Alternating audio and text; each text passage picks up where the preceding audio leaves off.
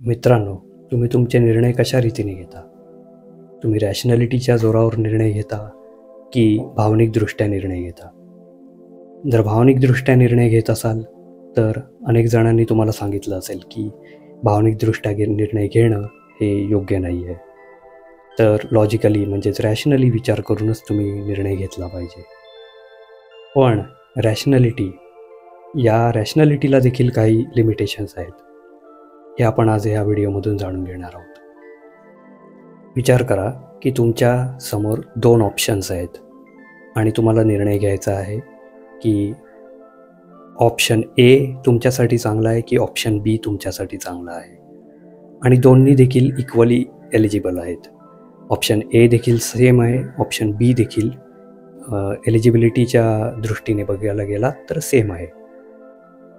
तर विचार करा की एक गाढव उभं आहे आणि त्या गाढवाला भूक लागली आहे आणि त्या गाढवाच्या समोर गवताचे 2 पेंढे आहेत.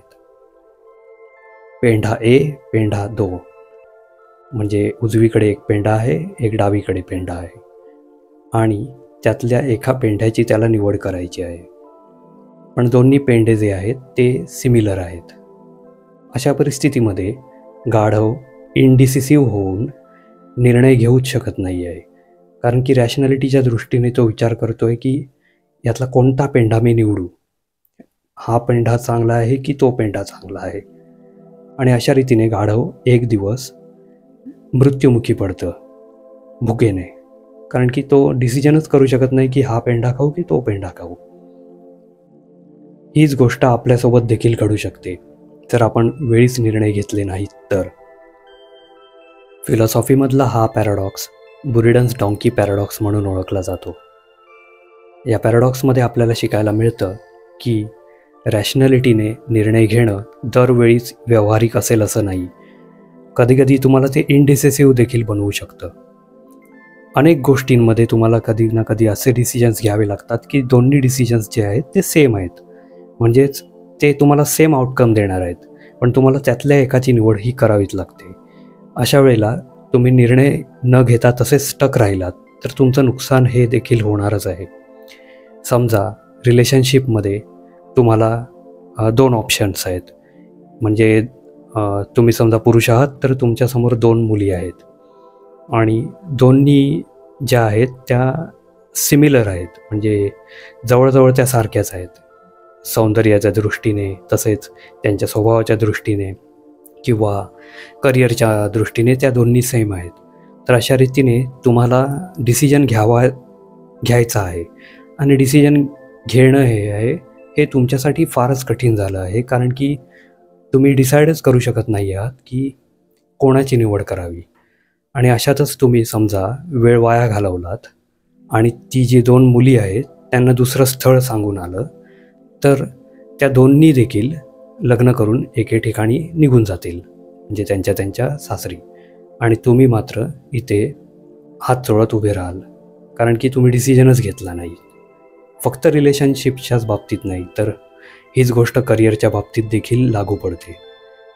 अनेकांचं असं असतं की 12वी नंतर काय डिसाईड करावं, काय करिअर पाथ चूज करावा, याविषयी ते इनडिसिसिव्ह असतात, आणि कधीकधी तर ते निर्णयच घेत नाहीत आणि जे काही प्लेन डिग्री असते त्याकडेच ते वळतात, आणि पुढे जाऊन या निर्णयाचा त्यांना पश्चाताप होतो.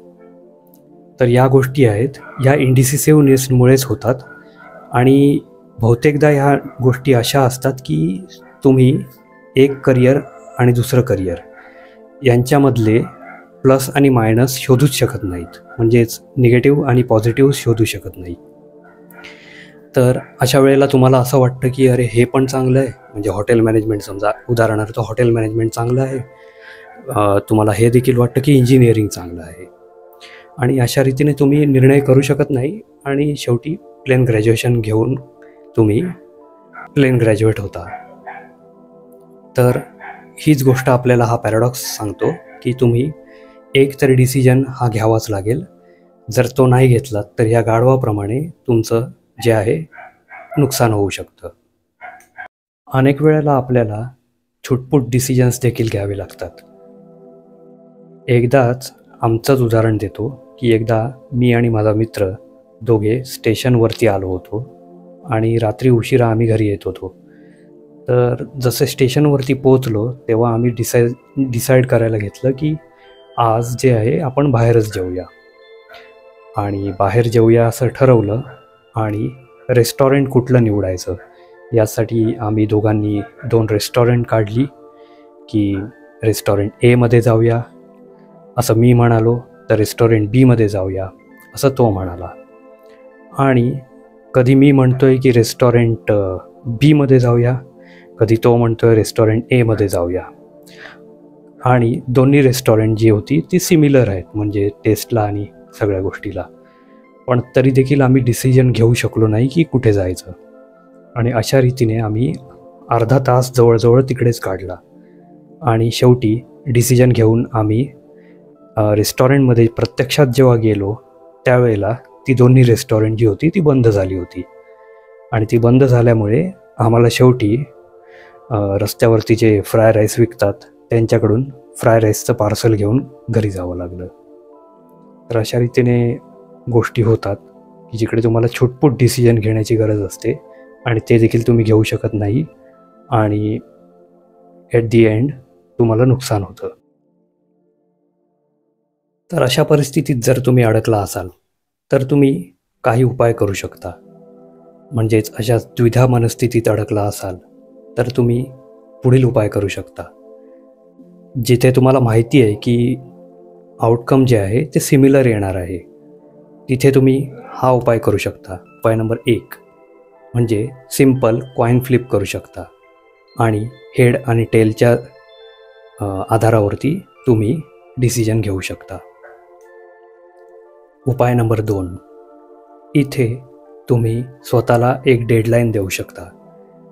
म्हणजेच एका ठराविक वेळेपर्यंत तुमचा डिसिजन हा झालाच पाहिजे असं तुम्ही स्वतःला समजावू शकता.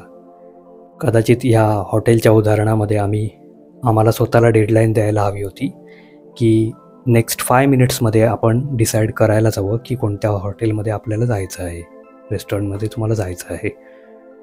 तर ही डेडलाईनची जी गोष्ट आहे ती तुम्ही करू शकता. तिसरा उपाय म्हणजे तुम्ही जर अशा परिस्थितीत द्विधा मनस्थितीमध्ये अडकला असाल, समजा 2 तुमच्यासमोर पर्याय आहेत आणि दोन्ही तुम्हाला सिमिलर आउटकम देणार असतील तरी देखील त्यातल्या त्यात कोणता ऑप्शन तुम्हाला बेटर म्हणजे हे देईल, आउटकम देईल याचा तुम्ही विचार केलात तर डिसिजन घेणं आहे ते तुमच्यासाठी फारसं अवघड असणार नाही. जसं की तुम्ही मोबाईल घ्यायला गेला आहात, मोबाईल फोन, आणि 2 मोबाईल फोन तुम्हाला आवडले आहेत.